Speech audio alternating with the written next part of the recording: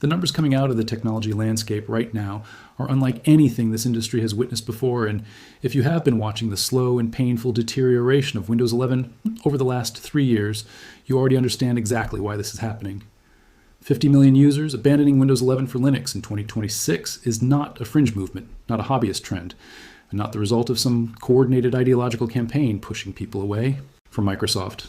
It is the largest and most significant platform migration in the history of personal computing, and it is being driven by ordinary people who reached their individual breaking points with a platform that has been systematically prioritizing Microsoft's commercial interests over the basic computing needs of the people paying to use it every single day without complaint for years. Understanding why this is happening requires looking honestly at the specific decisions Microsoft made, the specific experiences those decisions created for ordinary users, and the specific improvements that made Linux a genuinely viable destination for people who never imagined themselves using anything other than Windows for their daily computing needs. The data foundation matters here because the scale of this migration deserves specific numbers rather than vague impressions that can be dismissed as exaggeration or enthusiast optimism. The Steam hardware survey has been documenting consistent and accelerating Linux growth month over month throughout 2026 at rates analysts covering the operating system market are describing as historically unprecedented for any non-Windows, non-Mac desktop platform in the entire history of personal computing. Linux Mint reported download figures in the first quarter of 2026 that exceeded its previous full-year total by a significant margin that surprised even the distribution's own maintainers who had been watching the growth trend develop over preceding months. Ubuntu shows similar dramatic growth patterns across every measurable metric available to researchers tracking platform adoption rates globally. Communities dedicated to Linux migration assistance have grown faster in the last 6 months than in the previous 5 years combined across forum, registrations, active daily participants, and the volume of beginner questions from people who have never previously touched Linux in any context whatsoever. These are not enthusiasts, replacing other enthusiasts within a fixed and self-contained community, cycling through the same familiar faces. These are ordinary people with completely ordinary computing needs, making a deliberate and informed decision to leave a platform they have used their entire adult computing lives, because that platform changed in ways they did not consent to and cannot reverse through any available settings or configuration options. The first and most powerful driver, pushing millions toward the exit, is the performance degradation that Windows 11 has systematically imposed on mid-range hardware through successive update cycles over the last 3 years, without any genuine effort to reverse the trend. This is not a perception problem or a complaint from people running inadequate machines for their expectations. It is measurable and documented reality that independent hardware reviewers have consistently quantified across multiple hardware configurations, with repeatable methodology that produces consistent and alarming results. Windows 11 on a machine with 8 gigabytes of RAM, the most common memory configuration in the global Windows, installed base by a significant margin, consumes between 3.5 and 4.5 gigabytes at an idle desktop before you have opened a single application of your own choosing for your own purposes. The background infrastructure Microsoft runs continuously without asking your permission or informing you of the resource cost, telemetry services, transmitting behavioral data to remote servers, AI inference operations, supporting Copilot, features running. Whether you use Copilot or not, Xbox service process is running. Regardless of whether you have any interest in Xbox products, advertising delivery systems, preparing promotional content for display within your interface, and Windows Update preparation processes, downloading content you never requested collectively imposes a substantial and continuous resource tax that leaves ordinary users with dramatically less headroom for their actual work than the hardware they purchased should reasonably provide. The same machine running Linux Mint uses between 1.1 and 1.4 gigabytes at idle consistently across hardware configurations tested by independent reviewers. On an 8 gigabyte machine, that difference is not marginal. It is the concrete and immediately perceptible gap between comfortable daily use and constant frustration with a machine that feels perpetually slower and more constrained than its specifications justify, and than the user's money should have purchased. The second driver is the advertising and promotional integration that Microsoft has progressively and deliberately embedded throughout the Windows 11 interface in ways that have consistently worsened with each update cycle. Rather than improving in meaningful response to the sustained and vocal user criticism, these decisions have generated over years of public complaints across every technology community. The Start menu contains sponsored application tiles the user never requested, and cannot permanently remove, regardless of how many times they are dismissed through the available interface controls. The Settings application presents promotional suggestions for Microsoft 365 subscriptions throughout multiple sections that should contain only neutral system configuration options, serving the user's need, rather than Microsoft's subscription revenue targets. The default browser change process is engineered with deliberate friction specifically designed to discourage users from moving to competing browsers by making the process unnecessarily complicated and confusing compared to what a respectful and honest user interface would provide to someone making a legitimate choice. The Widgets panel defaults to Microsoft curated news content rather than anything the user selected or expressed any interest in seeing at any point during their use of the device. Each element in isolation can be rationalized as a minor inconvenience that a reasonable person should tolerate. The cumulative daily experience of an operating system treating your attention, your time, and your screen real estate as commercial inventory to be continuously monetized throughout your entire working day has pushed millions of users past their individual tolerance thresholds and towards seriously investigating alternatives they previously dismissed without consideration as too technically demanding. The third driver is the data collection architecture Windows 11 operates under by default that most users only fully understand when they investigate it, specifically using network monitoring tools on their own machines rather than reading about it abstractly in technology articles. A fresh Windows 11 installation with default settings transmits behavioral telemetry, keyboard input patterns through the inking and typing personalization system, complete activity history, advertising ID tracking data, and location information continuously without comprehensible disclosure during the initial setup process. Most users complete quickly without reading carefully. Security researchers monitoring Windows 11 network traffic during completely normal computing sessions have documented the volume and variety of outbound connections to Microsoft infrastructure occurring throughout a standard working day.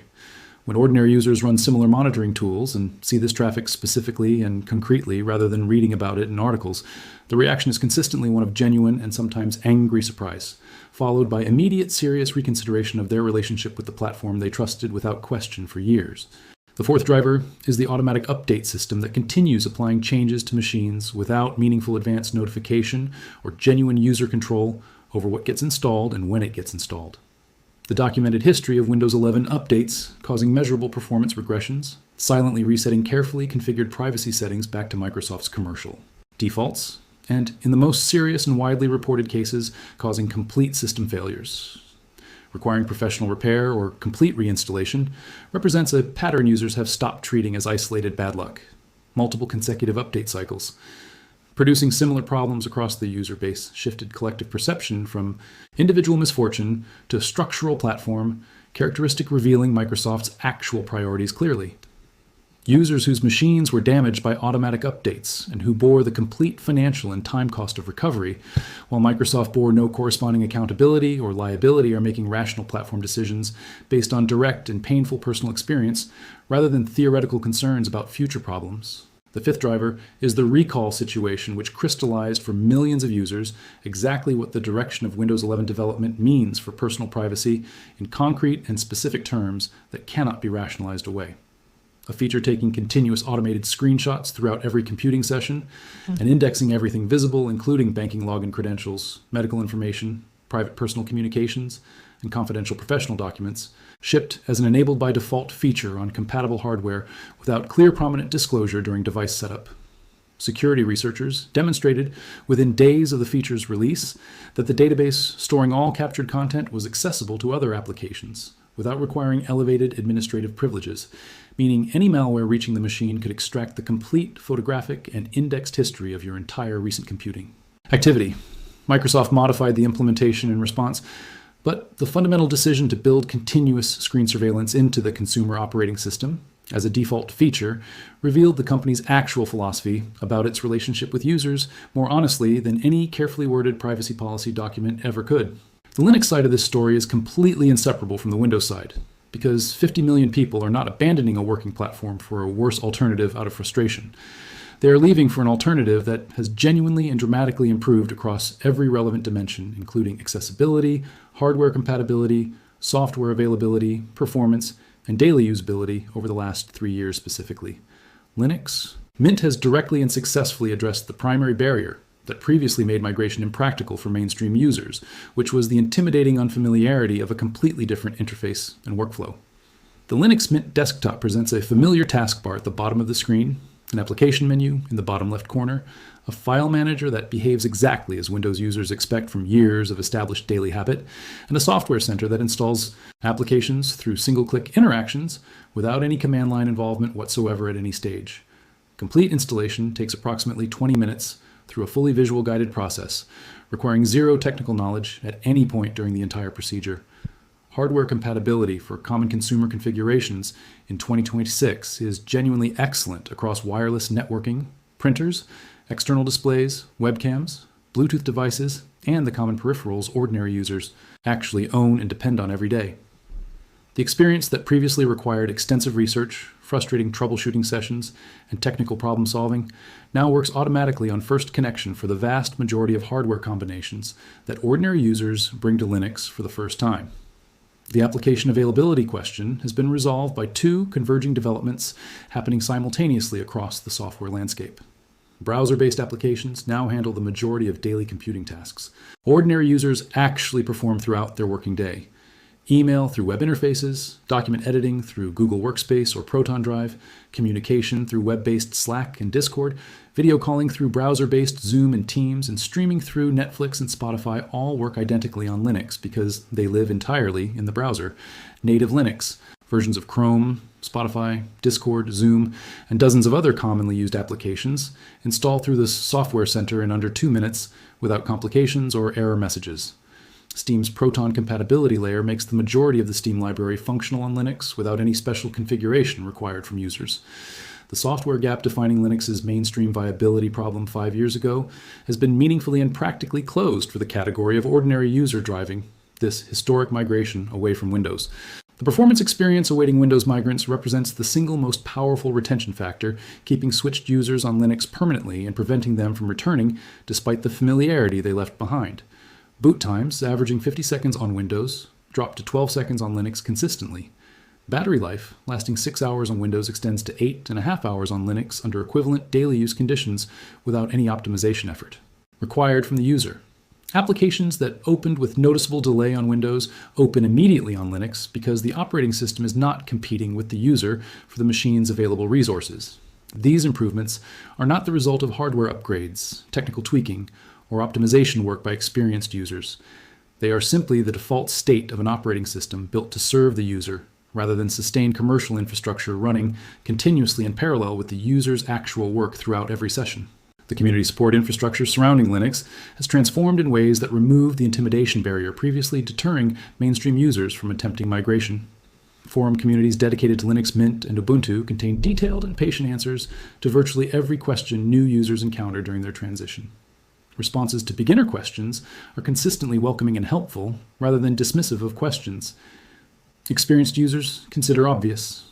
AI assistants have become highly effective at Linux, troubleshooting specifically, providing accurate step-by-step guidance for hardware and software problems that new users can follow without needing to understand underlying technical details. This combination of community documentation depth and effective AI assistance makes the new Linux user support experience dramatically better than at any previous point in the platform's history, and meaningfully better than the experience most Windows users have when their systems develop problems requiring investigation and repair. The 50 million users who made this switch and experienced the performance, privacy, and autonomy improvements directly are not returning to Windows. Microsoft's response to this migration has been to make Windows 11 more aggressive in data collection and more resistant to user attempts to limit Copilot background operation, which is precisely the wrong response to a user base leaving because of data collection concerns and loss of meaningful control over their own machines. The trajectory of both platforms is moving in one direction, and the users paying attention to that trajectory are making their decisions accordingly. Subscribe for practical coverage, helping you evaluate whether this migration makes sense for your specific situation and what the transition actually looks like for an ordinary user, starting from zero Linux experience today.